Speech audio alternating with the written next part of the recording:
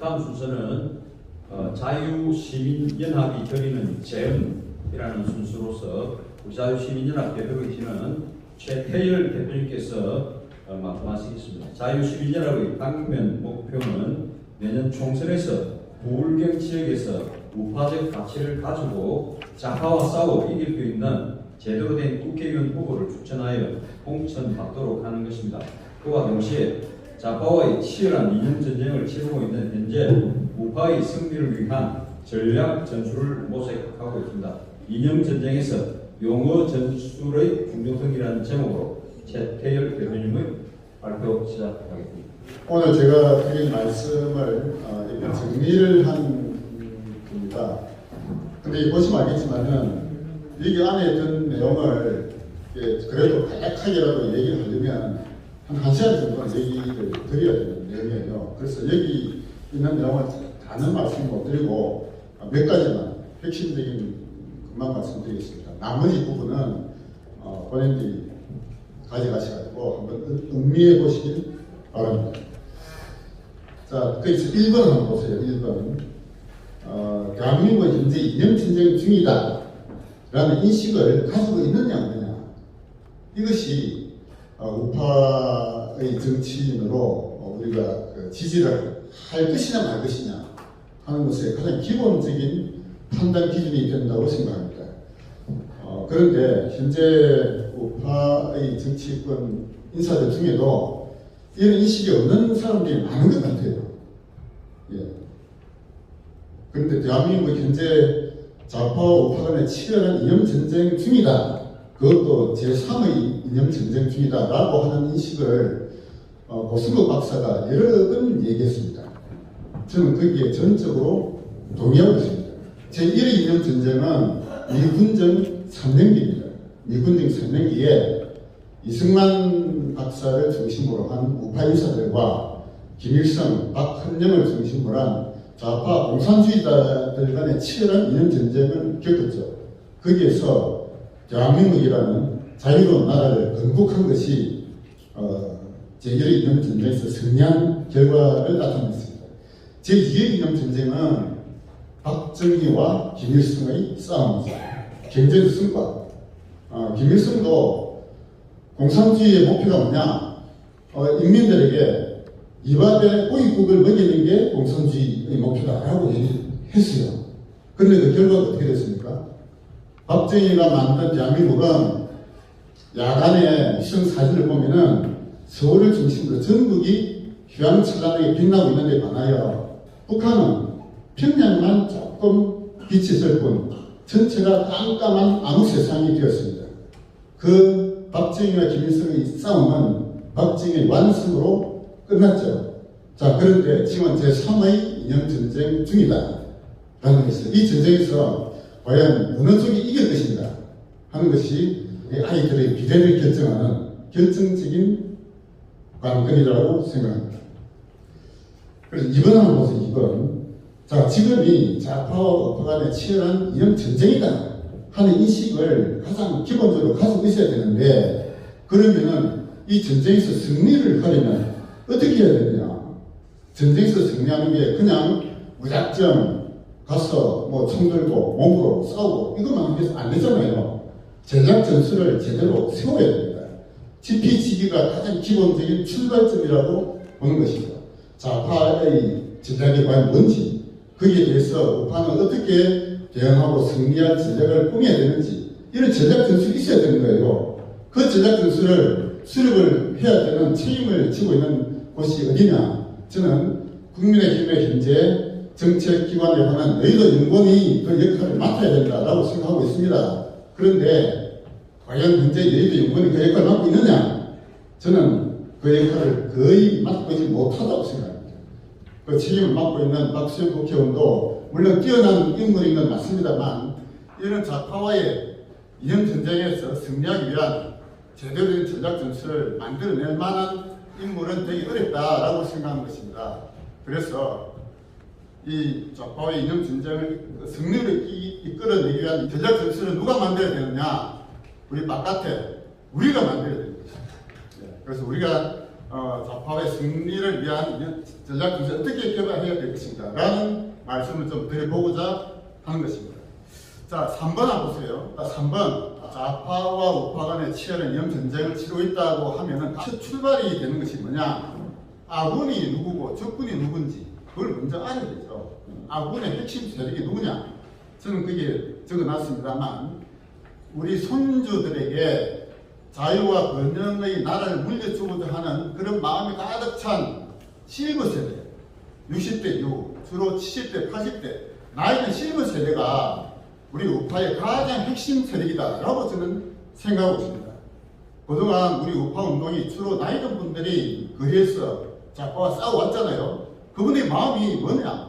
우리 아이들에게 저는 공산사회를 물리주면 안 된다 하는 그런 마음으로 딱 지금까지 싸워왔지 않습니까? 그래서 이 60대, 70대, 80대 실버 세대야말로 이 이념 전쟁에서 가장 강력한 우리의 핵심 부대다라고 저는 생각하는 것입니다. 오늘 오신 분들이 핵심 부대입니다. 제가 올해 우리나라 나이로 이제 70이 됐습니다. 예, 54년생인데요. 제가 70이 되고 보니까 야, 이 70대 앞으로 10년 이게 정말로 좌파와 싸울 수 있는 가장 좋은 나이다 이 생각입니다. 여기 오신 70대 분 많으시잖아요. 여기 오신 70대 여러분들이야말로 이 좌파 이념 전쟁에서 가장 핵심 부대다 저는 그렇게 생각합니다. 60대는 제가 겪어보니까 60대는 아직까지도 욕심이 조금 남아있는 나이에요. 80대는 마음은 있는데 행동력이 조금 약화되는 그런 나이입니다. 그래서 저는 우리 좌파와 이념 전쟁에서 가장 앞장서서 싸워야 되는 세력이 누구냐? 70대들이에요. 그런데 실버 세력만 가지고 이 전쟁에서 이길 수 있느냐? 없죠. 그래서 우리의 동조 세력이 누구냐? 저는 2030 청년들이라고 생각합니다. 왜? 우리 실버 세력가 가지고 있는 욕심은 욕심이라기보다는 바람은 우리 아이들이, 우리 손주들이 우리보다 더 자유롭고 더 번영한 나라에서 살 수 있도록 다 모든 걸 물리주고 죽자. 이게 우리 나이 든 사람들의 공통된 마음이에요. 자, 그런데 2030 청년들은 자기 자신의 탁월한 가능성 마음껏 발휘하고 자실현을 하고자 하는 욕구에 가득 찬 세대입니다. 우리 실버 세대와 2030 세대의 욕구가 마음이 똑같아요. 저는 같다고 생각하는 거예요. 그래서 우리 실버 세대가 핵심 세력이 되고 2030 청년들이 그게 동조 세력이 돼가지고 이 나라의 미래를 정말로 자유롭고 번영된 나라로 만들어보자 하는 것이 저희 단체의 목표다 이렇게 말합니다.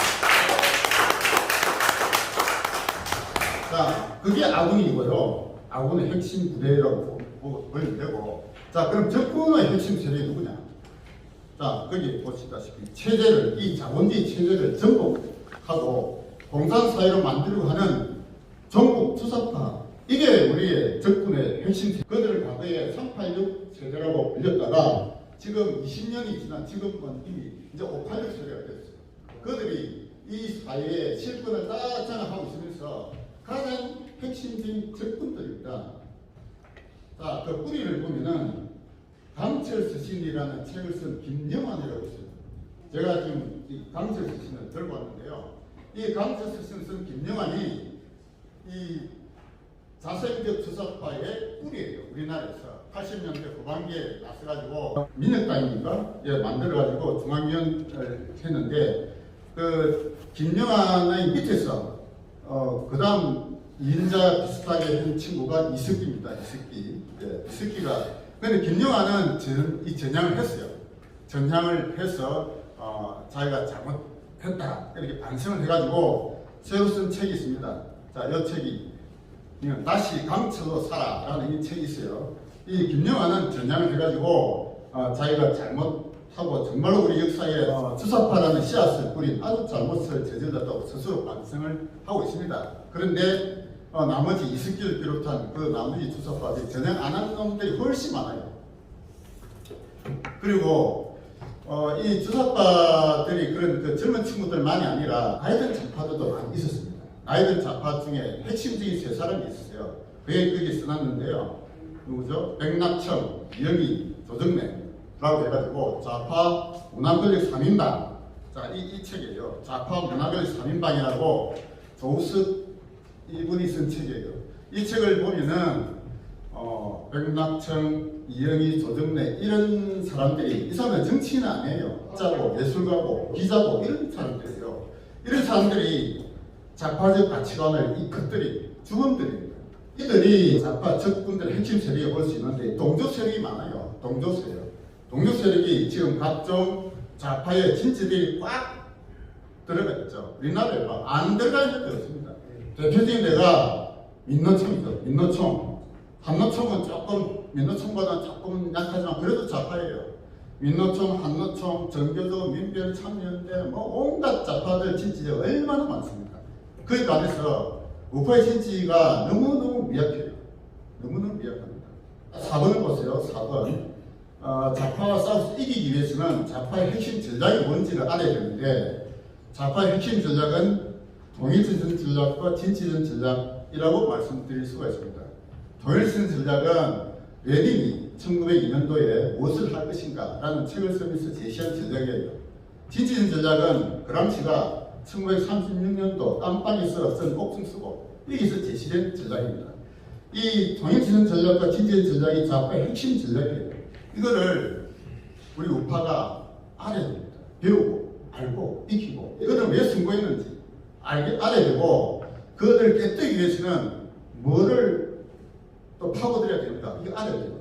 그런데 좌파의 통일전선 전략과 진취 전략 공통된 실행 전술이 있습니다. 실행 전술. 그 실행 전술이 뭐냐?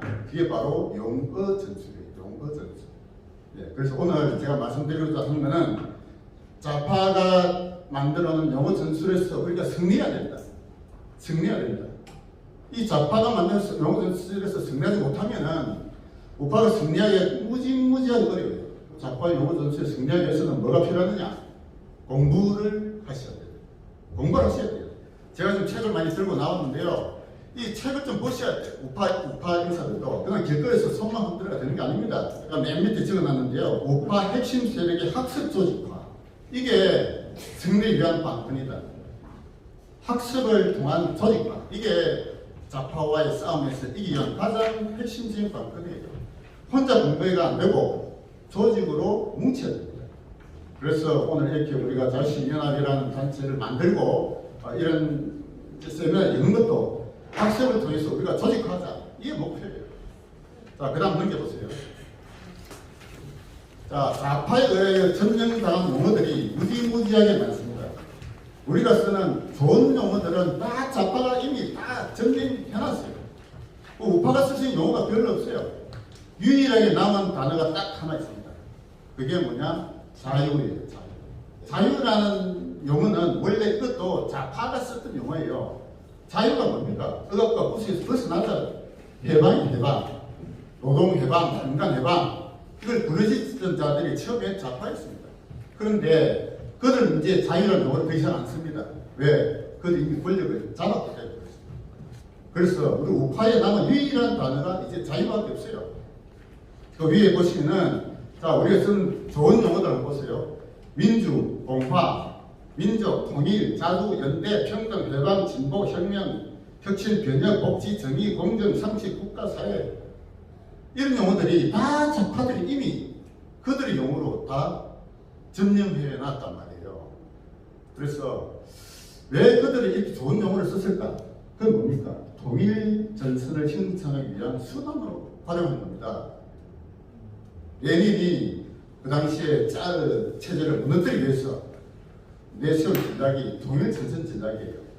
핵심적인 공산주의 사상을 가진 핵심 전략가들이 똘똘 뭉친 전위적 당을 만들 때 당만 가지고 안 되고 수많은 농민, 노동자, 일반 지식인 모든 계층들이 짜루와 반대들 모든 계층들이 하나로 뭉쳐야 된다.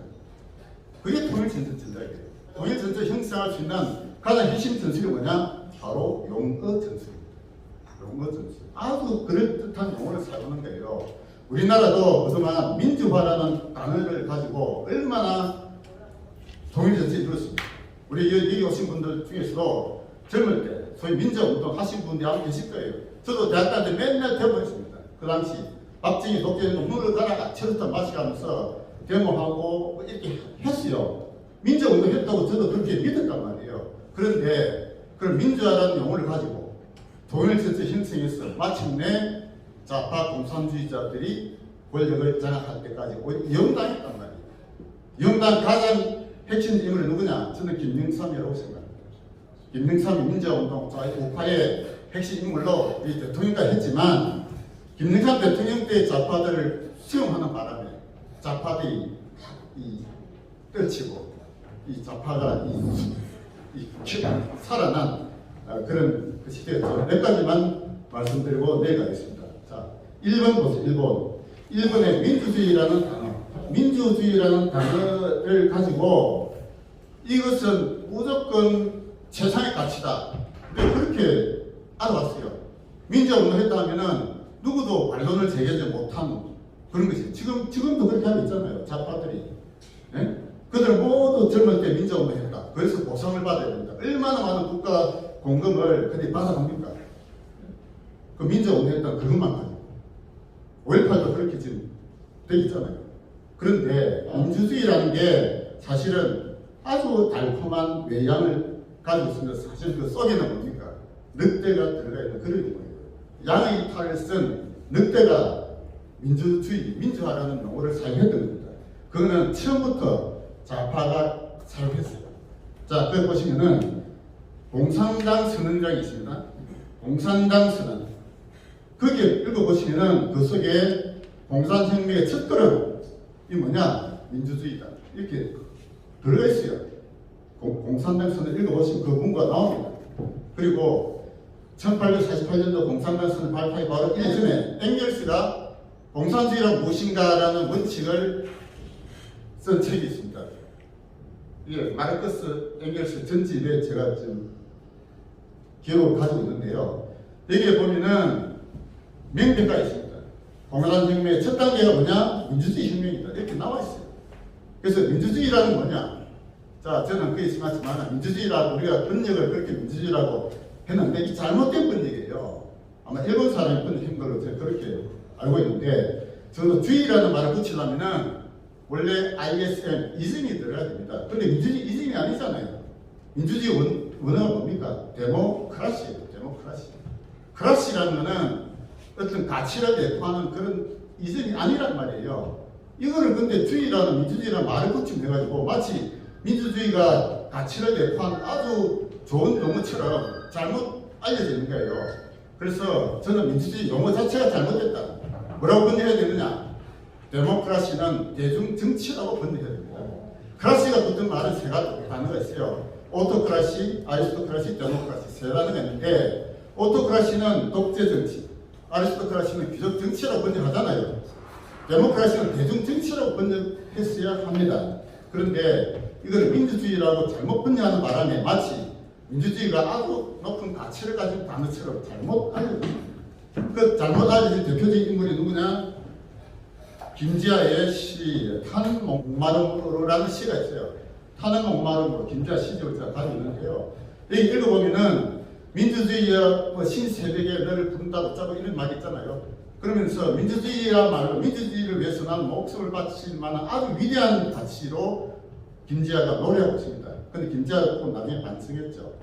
그래서 저는 이렇게 주장합니다. 민주주의라는 말 첫째 잘못된 번역이고 그래서 우리나라의 핵심 가치 자유민주주의에서 민주주의를 떼라야지. 떼버리라. 민주주의가 아니다 입니다. 우리나라의 핵심 가치는 자유주의라고 표현해요. 그래서 자유주의에 대한 가치를 앞으로 저희가 또 시간 나면 또 학습을 앞으로 해 나갈 거예요. 자, 그 다음 이번 보세요. 공화주의라고 하는데요. 공화주의라는 말도 아주 좋은 말처럼 들리죠. 근데 이것도 사실은 좌파적 용어입니다. 좌파 용어예요. 공화주의를 설명한 책이 대표적인 두 권이 있습니다. 이게 필립 패티시라는 인물이 쓴 신공화주의라는 책이 있고 비롤리라는 인물이 쓴 공화주의라는 책이 이 두 권이 우리나라에도 뭐 공화주의에 대한 책이 여러 권 나와 있는데 원래 공화주의에 대한 그 고전은 이 두 권이에요. 이 두 권을 보시면은 이것도 사실 좌파의 개념입니다.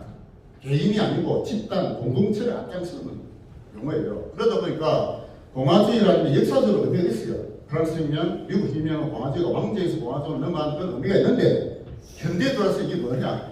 공산국가를 지칭하는 단어가 됐어요. 북한이 이게 뭡니까? 조선 민주주의 인민공화국, 중공이 나라 이거예요. 중화인민공화국이에요.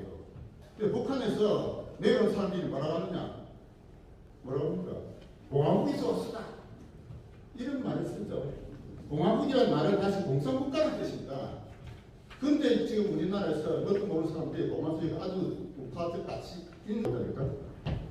그 다음 보세요. 3번 보수화시고 지금도 우리 우파를 스스로 보수라고 하는 사람이 많잖아요. 굉장히 잘못했다고 생각합니다. 이 바른 청년연합에서 보수주의에 대한 그걸 가치를 좀 얘기하고 있는 거 알고 있는데 저는 공부를 좀 더 하셔야 된다고 생각합니다. 보수주의의 그 핵심은 어디서 나오느냐? 저희 프랑스 혁명에 관한 성찰이라고 이게 에드먼드 버크가 쓴 책이 있어요. 프랑스 혁명의 성찰. 이게 1790년도에 쓴 책인데 프랑스 혁명이 1789년도 일어나고 그 1년 뒤에 에드먼드 버크가 너무너무 지금 안 됐다. 프랑스 혁명같이 완전히 뒤집어 엎는 것은 잘못이다. 우리의 전통적 가치를 살려야 된다. 라고 쓴 책이 바로 이 프랑스 혁명에 관한 성찰이에요. 여기서 어떤 가치를 주장했느냐? 두 가지입니다. 교회와 왕정 두 가지예요. 교회와 왕정의 전통적 가치는 우리가 살리고 점진적인 개선을 해야 된다. 이게 에드먼드 버크가 주장한 거예요. 그래서 에드먼드 버크가 보수주의 원조로 불리고 있습니다. 그런데 이 서구에는 보수주의가 의미가 있어요. 서구의 보수주의 뿌리가 뭐냐? 저는 종교개혁이라고 생각해요. 종교개혁이라는 것은 루트가 1517년도에 95개조 반박문을 걸면서 시작됐잖아요. 그러면서 가톨릭과 신교 간의 치열한 종교 전쟁이 벌어졌습니다. 근데 루트의 종교개혁은 뭐냐? 사제와 목회자 역할을 바꾼 거예요. 그전에는 그 가톨릭에서는 사제는 하나님의 뜻을 대신 전달하는 자, 대신 전달자였어요. 선지자면서 전달자였는데 루트는 아무 생각이 아니다. 앞으로 사제 역할이 바뀌어야 된다. 어떻게 바뀌느냐? 인도하는 자로 바뀐 거예요. 개인을 하나님께 가서 당신이 직접 하나님과 1대1로 만나라. 그 만나서 거기에서 하나님의 소명을 네가 스스로 찾아라. 이게 가톨릭과 프로테스탄트의 차이점이에요. 그러니까 개인이 중간에 빈곤한 매기를 거치지 않고 하나님과 직접 만나서 1대1로 만나서 자신의 소명을 찾는 것, 이게 프로테스탄티즘의 핵심 논리예요. 개인의 자유와 소명의 발견, 이게 서구 보수주의 뿌리란 말입니다.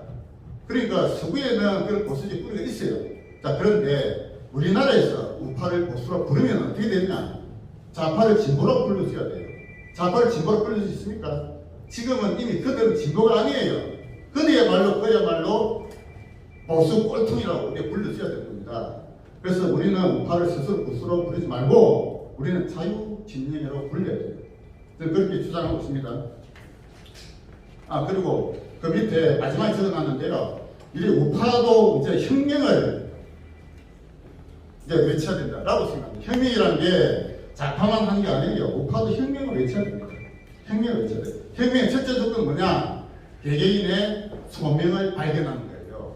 자, 우리가 죽기 전에 뭐 하고 죽을 건지, 나의 소명이 뭔지, 하나님을 믿든 안 믿든 우리가 이 땅에 태어난 이상 뭘 하고 죽자 이거지. 나의 소명, 내가 해야 될 일 찾는 거, 이게 혁명이에요. 그 혁명을 그런 개인의 정신을 거쳐야 비로소 그 다음에 할 일이 나오는 겁니다. 그래서 우리 우파도 개개인이 혁명가가 되자. 저는 그렇게 주장하는 거고, 우리 우파의 가장 핵심적인 지도자 누굽니까? 이승만, 박정희 두 분이잖아요. 이승만, 박정희를 보수주의자로 부를 수 있습니까? 저는 절대 부를 수 없다고 생각합니다. 이승만과 박정희 생애를 보면은 그들이야말로 혁명가들이었어요. 혁명가다. 자, 그래서 우리 우파의 앞으로 그 인사들도 자신의 개인적인 혁명을 통해서 이 사회를 근본적으로 바꿔야 된다라고 생각합니다. 자, 그 다음에 뭐 몇 가지 더 있는데 시간이 너무 길어지면 사실 이 얘기는 좀 하고 싶은데요. 요거 하나만 하고 마치겠습니다. 5번 국민의힘 당명과 당세 이 바꿔야 됩니다. 국민의힘 당명 당세 그거 볼 때마다 자, 국민의힘이라는 당명이 누가 만들었냐?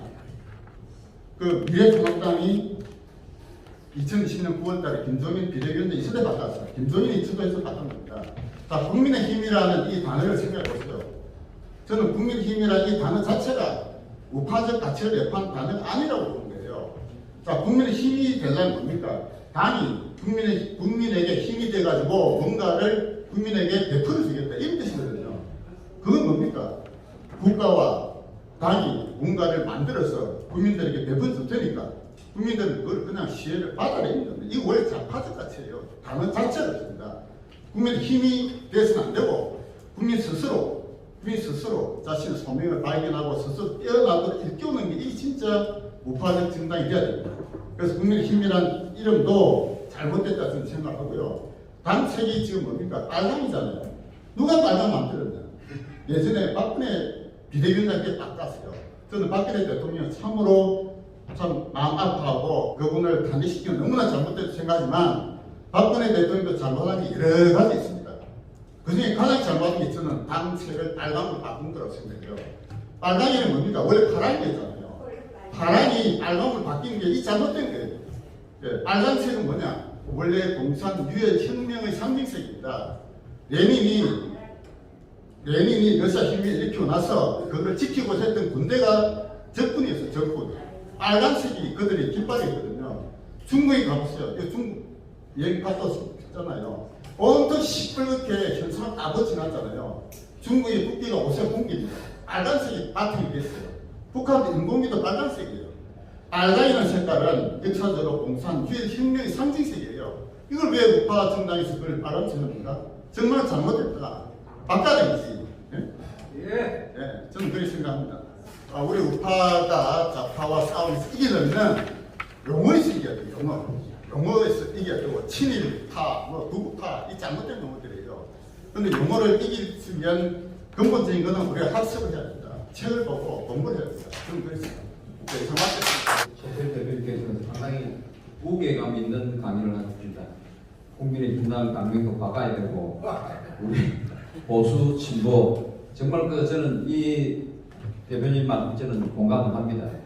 몇 년 전부터 보수 진보라는 말을 쓰지 말자. 자유우파, 종자파 돼야 된다.